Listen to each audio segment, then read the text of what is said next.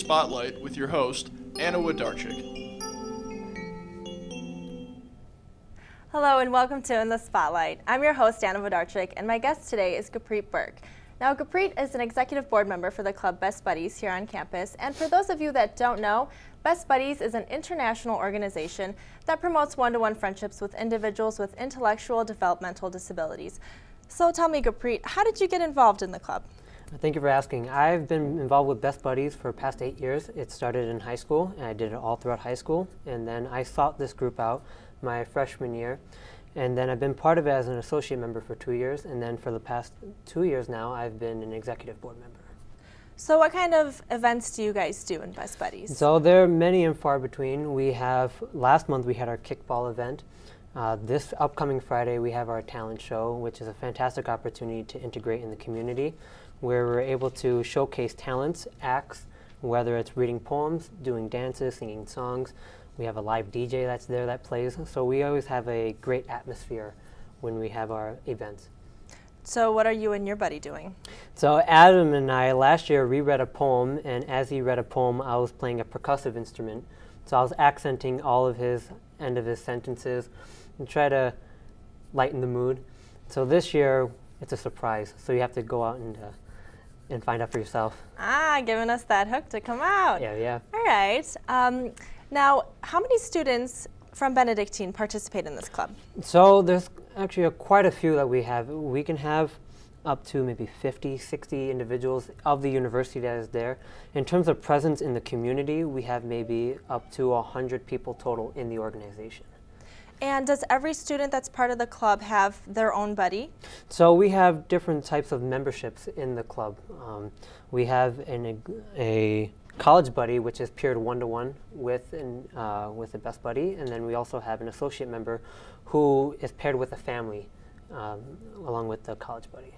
And do you ever do anything outside of the school events with your buddy? Sure, it's actually we all encourage that. Whether it's going bowling, watching movies, eating for dinner, we try to get an experience where we all go in the community and have fun.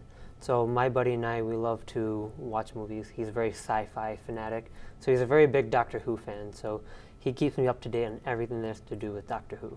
That's awesome. Yeah. Now, we have an award here. Can you tell us what this award is, how you got it, what's so special about it? Sure. So this is called the Buddy Pair of the Year Award, and it's given by the state of Illinois, and it was given by the program director of Illinois Best Buddies. And it's given to those buddy pairs that exemplifies the mission statement of Best Buddies. So they go above and beyond our mission statement, and they are the ones who anybody else in the organization can look up to as a key pair. So I would say that's probably an all-encompassing remark. Well, congratulations for receiving that. That's awesome. Thank you. And if you could quickly tell us, for the students that don't know that this club exists, how Sure. can they get involved? Well, there's a lot of individuals that are in the organization that come out and promote for events. That's probably our biggest way of spreading the word, is to go throughout the community and the student body at large, promoting events such as what we're doing this Friday, which is an open mic night forum, where anybody can come in and perform. So we encourage everybody from the university to come out, and it's through those events that we spread the word of our organization. That's awesome. Well, I hope you guys get more members. And that's all the time we have for right now, but stay tuned, because after news and sports, we have a little bit of a surprise for you.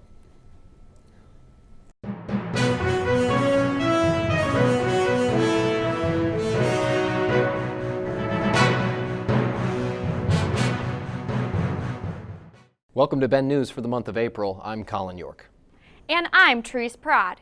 Here are the top stories for the month of April. Benedictine University's Center for Civic Leadership and BenU alumni Sadia Covert held a hate crime symposium featuring a panel of civic rights organizations and community leaders on Wednesday, March 25th on the second floor of CRAZA. Our Hate Crime Awareness Symposium today is a panel that will explore, start a dialogue about hate crimes. Speakers discussed the increasing rate of reported and unreported hate crimes, the media's portrayal of relevant issues, the procedures that law enforcement officials follow, and the impact of hate crimes on society. The purpose of our program is to raise awareness about the reported versus unreported hate crimes across the country, not just in Illinois, to show how it impacts minorities and non-minority groups, because hate crimes affect everybody. It doesn't matter what race or ethnicity or gender or you are, it affects everybody. Ben U students, as well as the campus community, were encouraged to attend the symposium to help raise awareness about the unreported hate crime in America. This symposium is actually in light of the North Carolina Chapel Hill shooting and the shooting at the Sikh temple. There's been a series of hate crimes happening. And I'm saying hate crimes with a small h because they're not necessarily labeled as a hate crime right now. Some of them are still being investigated as a hate crime. So that's what we're talking about. What really defines a hate crime, and when are we going to put that label on it?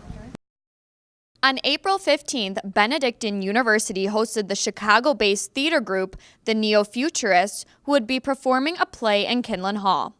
Neo-Futurism is a performance style based on the belief that truthful communication between a performer and the audience makes for an unforgettable experience.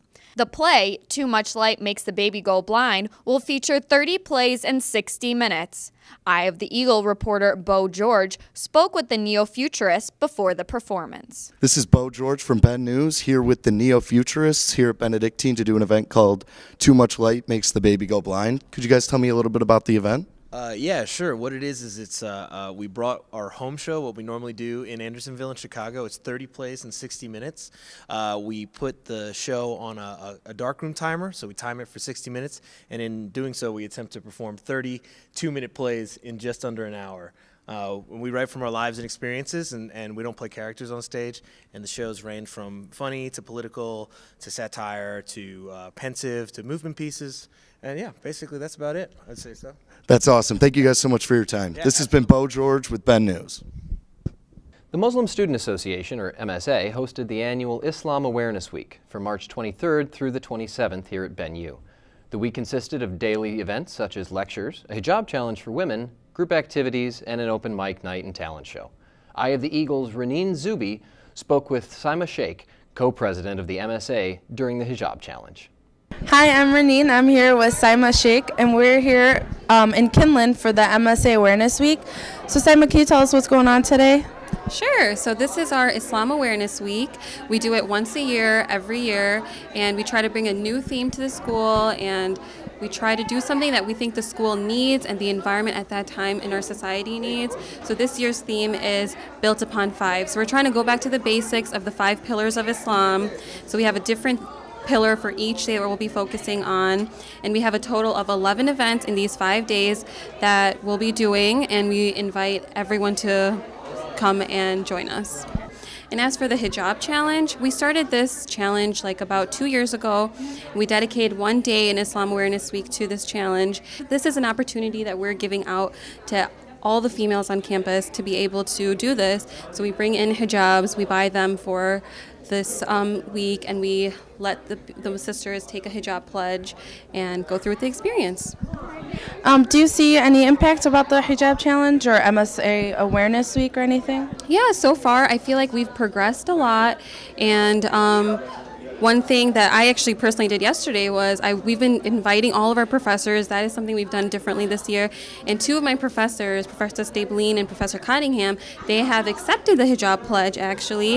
And I helped them put the hijab on, and they're going to wear it all day today when they're going shopping, when they come teach, or when they're going out, they'll be wearing it. And I feel like because this is the true essence of awareness, you know, bringing it out to everyone instead of just keeping it in a bubble of just Muslims. All right, well, thank you so much for your time. And check out MSA, you guys. Come to the meetings. Thank you. On March 30th, Benedictine University hosted a Best Buddies basketball game in the Rice Center. Best Buddies is an organization on campus where students are paired with a child with intellectual disabilities. How's it going? My name's Davey Drummond. I'm out here at the Best Buddies basketball game. It's a great cause. We're out here supporting Spread the Word to End the Word. The event was one of many hosted by the organization and featured a basketball game played by student volunteers and their buddies. We got 2 teams of basketball players out here who came to, support and stop the word, the R word. It's a great event. There's a lot of support, a lot of families came out, a lot of students, and we're out here having a great time. On Thursday, April 9th, the Croza Dining Center put on a special lunch to celebrate the opening of the MLB regular season. This is a favorite lunch for many students for many different reasons, like sophomore Matt Bittner. I like it because all the free stuff you get, the lemon shake-ups. This lunch event is held annually and is fun for everyone. On Monday, March 30th, the Benedictine men's baseball team won their first conference doubleheader here at home against the Lakeland College Muskies. The Eagles won both games with scores of 5-4 and 4-3. Eye of the Eagles' Cole Strelo talked with senior center fielder Tim Hendricks about their season. Cole Strelo here with Eye of the Eagle. I'm here with Tim Hendricks after a nice win. Tim, what are some of the improvements the team has made since last year? Well, I think the team has come together big time this year. Last year, I guess there was not enough unity we needed, but this year I feel like we've really come together. What are some improvements you guys still need to make for this upcoming season? Well, we just need to be, positive in all phases of the game, fielding, pitching, hitting. We need all three of those things to come together, and that's how we're going to be successful this year. All right, thanks, Tim. Good luck this year. No. Thank you, Cole. Oh, thank you. The men's lacrosse team's winning streak came to an end when they hosted Elmhurst College for a non-conference game at Benedictine. The Eagles remained close for most of the contest, but Elmhurst proved to be too strong, edging out the Eagles by a score of 12-9. Eagle goalie Jeremy Voida made 7 saves, but Elmhurst proved to be too much.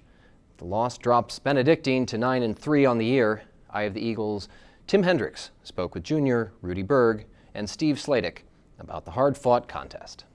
Tim Hendricks, Eye of the Eagles, Steve and Rudy. Now, Steve, let me ask you, what was the team morale like after such a tough loss? Well, obviously we were a little down after the loss because we were expecting to win and continue our win streak that we had going. But, it's just got to regroup and figure everything out and roll through the next week. All right, thank you. Now, Rudy, let me ask you, what do you take from this loss moving forward in your next game?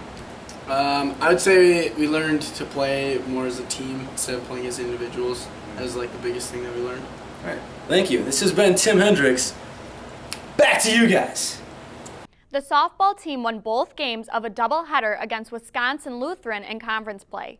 In a hard-fought Game 1, the Eagles came out on top, winning 8-5. Kelsey Jeffries hit a 3-run home run to cement the victory for the Eagles in a close contest.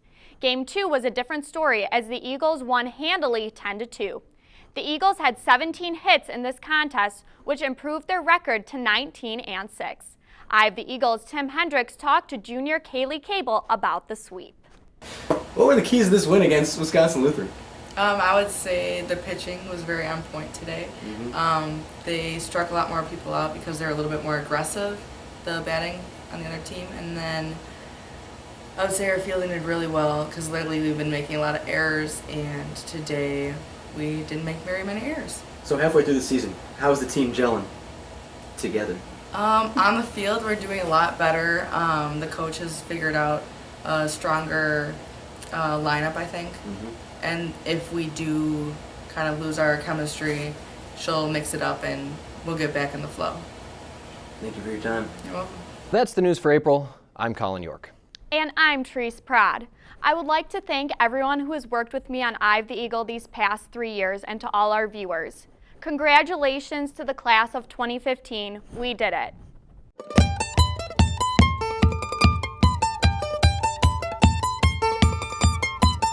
Well, Tim, I like to type my questions out and then answer them via computering. I think that's the most intelligent answer I can come up with. I'll have a beer in my hand, just relaxing on the couch and just glance through it every now and then. I pretty much just reread my notes, and otherwise it's all I do. And we'll see how it goes, just winging it. Sounds good. Well, I just studied for the last 5 hours of the day. I like to take an hour every day for about 2 weeks before the final. Just review the material like a good student. That's pretty impressive, Andy. Yeah, it is. How do you study for finals? I don't. I don't study at all. Forget that. What is finals? Study for finals. I don't. She doesn't study for finals. Don't really study. I just chill with the roommates all the time. How do you study for finals? I don't. I'm asking people, how do they study for finals? Well, Cole, I like to draw a bath. get in the bath. Hopefully keep my paper out of the bath, though. And then, just go over my nose while I'm in the bath. Sounds hot. It gets there. What do you like to listen to? Nickelback. Nice. I make study guides. That's it? Yeah. Do you read them? Yeah. Nice. I use note cards.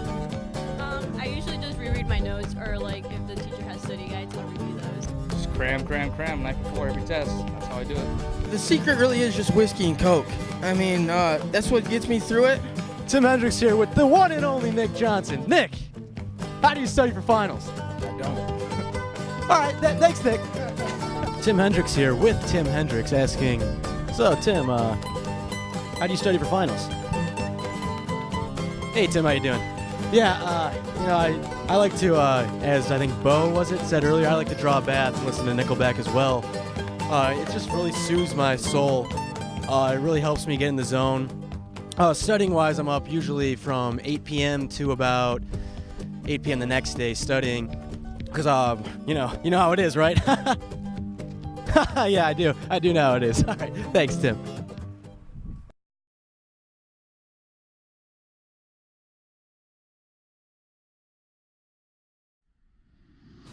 So the guys have already given you a new nickname, huh? Detective Ham, is it? Yeah, I don't think it's gonna really stick. A new case and a new partner. His name's Teddy, guys. People here just call him Detective Green Eggs. Why do they call them green eggs? Because that man has seen things no man should have to see. Things that make him seem rotten to people who don't know what he's been through. And you two are gonna take down the McCall mob. Let's do this. Let's get one thing straight. There is no partnership. Once we take down the mob, this is over. All right, well, guess what? Everyone comes around. You know why? Because everyone loves green eggs and ham. The detectives known as Green Eggs and Ham have just taken down a group of McCall mob members on a house on 4th Avenue this morning. That marks the 15th mob member this duo has taken down. I guess his new home. It's called jail. Yeah. We still got work to do. Green Eggs and Ham are at it again, as they have just taken down 3 more mob members in a heroic car chase that ended badly for the McCall mob. Looks like this guy's freedom just came to a screeching halt. Looks like justice is... the puns are kind of my thing. This just in, 2 more mob members were just taken down by none other than Green Eggs and Ham. In an unusual series of events, they were taken down on top of a train. Chugga chugga choo choo. Next stop, jail. All aboard. Oh, wait. Looks like they just took down 5 more on a boat, owned by none other than Michaela McCall himself. Row, row, row your boat gently down to jail. Why always gotta put on those sunglasses? Well, that's how important lines are delivered, my friend. Let's finish this. Looks like no one can stop Green Eggs and Ham. Michaela McCall. He's no slouch like those guys you've been taking down. If you go after him, you'll need to be careful. What's the matter, sir? I do not like green eggs and ham. I do not like them in a house. I do not like them with the mouse. I do not like them in the rain. I do not like them on a train. I do not like them with a goat. I do not like them with a boat! The famous Detective Ham. We finally got you. All of us versus you. What do you have to say about that? You should have brought more guys.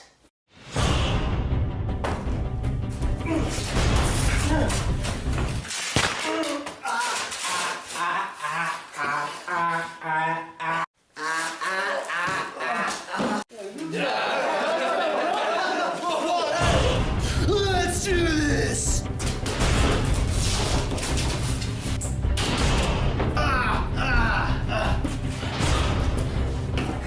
Come on!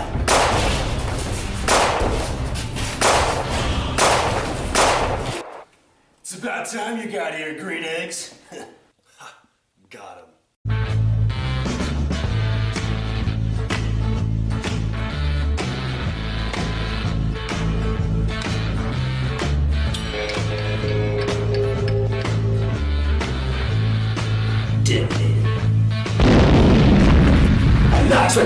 bit of an explosion.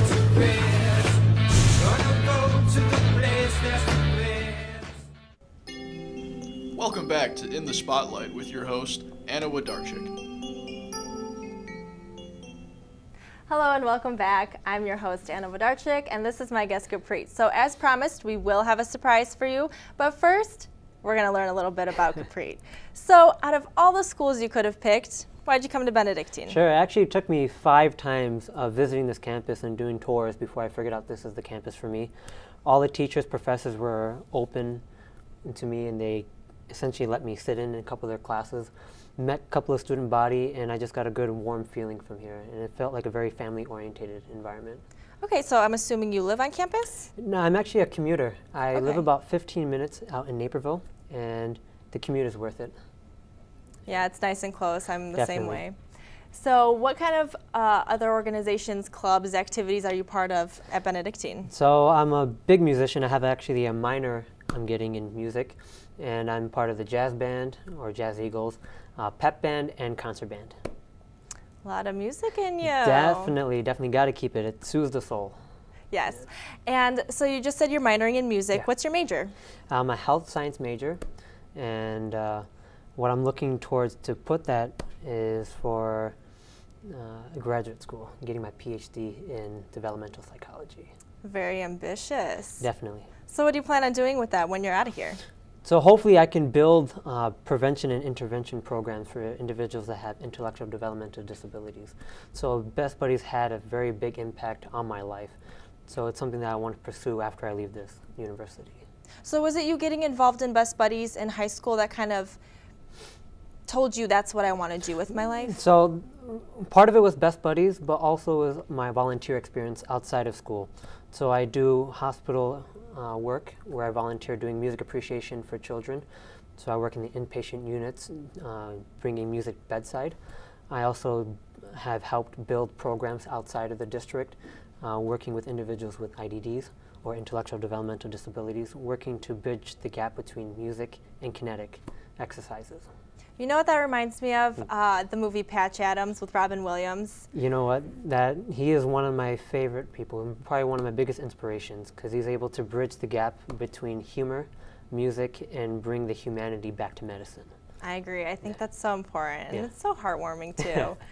So we're going to play a little game. I'm going to give you 10 seconds. Oh, my. I'm going to count down for you. I just want you to spit out as many random fun facts by you can. Okay? All right. So are you ready? I'm okay. Yeah, go. And 10. All right. I'm an Aries. I like long walks on the beach. I like poetry. I love to play music. Music soothes the soul. And love movies. Done. All right. That was a good list of things. All right. So what else do you love about this school? Oh, I definitely love the student body. I love the staff, and I love the different activities you can get involved in here. Pep Band is probably one of the biggest adventures that I've had here on campus, where you get to experience sports as well as be within the student body. So you've mentioned you're a musician, you mentioned you're in a band. Yeah. I did say we have a surprise for you guys. Oh my. So all right. Well, we're gonna play a little bit if you don't mind. why don't you drop a beat for me? All right. See what we can do. All right, ready? Yeah, go ahead. Uh-oh. All right, all right.